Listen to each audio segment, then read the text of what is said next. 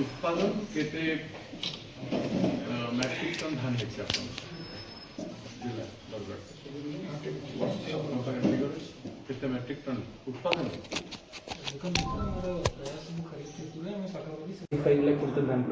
75 lakh procurement କରୁଛନ୍ତି କିନ୍ତୁ ପ୍ରୋଡକ୍ସନ୍ କେତେ ଅଛି प्रोडक्शन अराउंड ता पाखापाखि 80 lakh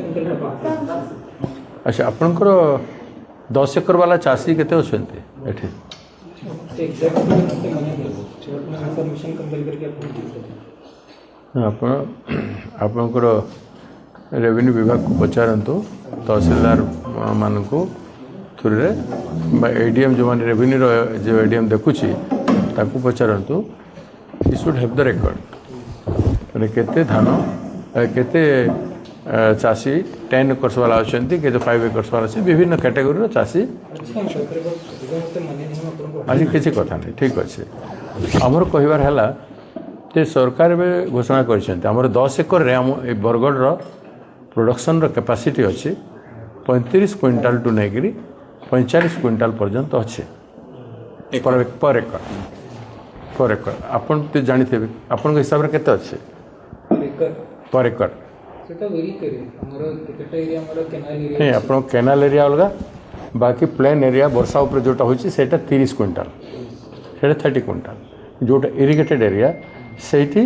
it is 30 up to 45 maximum है अच्छा अपन 30 धरन 30 माने 25 एवरेज 30 नेले अपन 30 भीतर वेरी करी से हां 30 हैला बेले 30 एवरेज नेबे अपन 40 को धरिए 40 जोटा होची इरिगेशन एरिया रे 40 पर्यंत जाउची तेणु 30% भी अपन धरिबे बेले आप 10 एकर से 300 क्विंटाल धान उत्पादन कर सरकार डिक्लेयर कर 150 रु अधिक धान उठेबे ना 150 क्विंटाल अधिक धान ने से धान जीव कौन great question before you because you are the procurement authority in every district collectors are the procurement authority सेटा कोठी को जीव सेटा गोटे प्रश्न सेकंड जिनिस होइसी आपनकर मिलर मानकर जते अछंती तांकर मिल मानकरे पेडी रखिबार कि चाउल बने की रखिबार केते स्टोरेज अछि स्टोरेज कैपेसिटी केते थर्ड अछि एफसीआई भारत सरकार जोठी चाउल अपन डिलीवर करछंती एवं चाउल अपन कोऑपरेटिव रो नै करी वेयरहाउस से भी रखछंती जो स्टेट वेयरहाउस तार स्टोरिंग कैपेसिटी केते अछि गोडाउन कैपेसिटी केते अछि काहे कि विगत बहुत वर्ष धरी प्रोडक्शन बढ़ी चली गोदाम कहीं बढ़ी ना all these things are related to the procurement system. The government should have, the previous government or this government or any government, this should have a long term plan for procurement because irrigation हवा पर productivity बढ़ुची विभिन्न प्रकार भाव चाषी concentrate करुछंती एवं equal storage capacity रहिबा कथा storage capacity नाही एवं 3100 टंका सरकार घोषणा करथिला आमे प्रोक्योरमेंट करिबु चाषी धान 3100 टंका रे देले फर्स्ट ईयर देले फर्स्ट ईयर भी गला वर्ष किछि कटनी छटनी रे 200 टंका 10 केजी रु 15 केजी पर्यंत विभिन्न जगह रे कटनी हेछि सेटर भी हुएन करा हेतला से जहां भी हेतो कटनी छटनी रे गुड़ाए चाषी माने तांकर हक पाइबार वंचित होते एथर नया कथा होचे जे आम 150 रु उठे पारिबो ना अधिका how you are going to face this situation is it not a very critical situation for the district procurement authority नहीं देखो तो आपण माने जळ करता उठाई रे तो हमें गल्ला वर्ष देखी उभय खरीफ और रबी ऋतु मिसी हमें पाखापाखि 140 लाख क्विंटल धान किनथि और जितने भी चाषी मैंने आसी थी समस्त का टोकन धान में उठाई एथर मध्य एबे पर्यंत जो प्रोक्योरमेंट चली हमें कंटिन्यू चली सब धान उठेबे प्लीज जितने भी टोकन पाइबे आपण मानकर जहाँ भी माने कंसर्न अछि चाषी मानक सेटा हम ग्रहण करू थैंक यू बाकी टोकन जितने भी चाषी मानक आसीबो सेटा हम सब धान उठेबो बाकी केतेटा पॉइंट जो आपण कहिले सेटा state level policy matter concern करू सेटा हम आपण के जरिया मो जरिया स्टेट को जरूर we are submitting before you this practical thing we have submitted and would like that the collectors should recommend this thing to government of Odisha the questions should be addressed. The question raised by the farmers, and the questions has arisen before you or us. And these questions must be solved. Sir 69 टंका सरकार दौना 69 टंका 69 और 2300 था MSP सरकार ए वर्ष बढ़ेले 2 मास तले 69 केंद्र सरकार तापर इनपुट सब्सिडी 800 3169 हैला ये केवी सिंह देव कहउचंती 69 टा हम 800 टका सब्सिडी दउछु तादरो 69 टा काट दे Why? Yes they are doing sir It's a policy. Every year, ना सुनो, every year आम देखिए मुझे एमएलए थी बहुत गुड़ा कमिटीर मु सदस्य थी पार्लियामेंटर सदस्य थी 3 थर पार्लियामेंट रही मु जहाँ देखी एवरी इयर गवर्नमेंटर इंक्रीज होची प्रति वर्ष धानर प्राइस इंक्रीज होची कोटी आग 50 टंका होता बढ़ी बढ़ी मापदंड तार करी बढ़ी तो जोटा इंक्रीज है ताकू आपण देबेनी रिग्रेट करदेवाटा जे it is within that 31 how can you say yes sir 3100 is your promise. You have acted according to promise. आपण माने जा कथा कहउछंती माने सेटा फैक्टरी ठीक अछि बट माने that is something for the state to decide तो मो जरिए स्टेट को सेटा Please recommend that also. Yes. And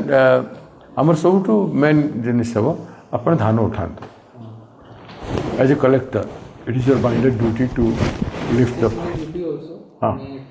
time to time एमाने कहबे आमे धान नेबुनी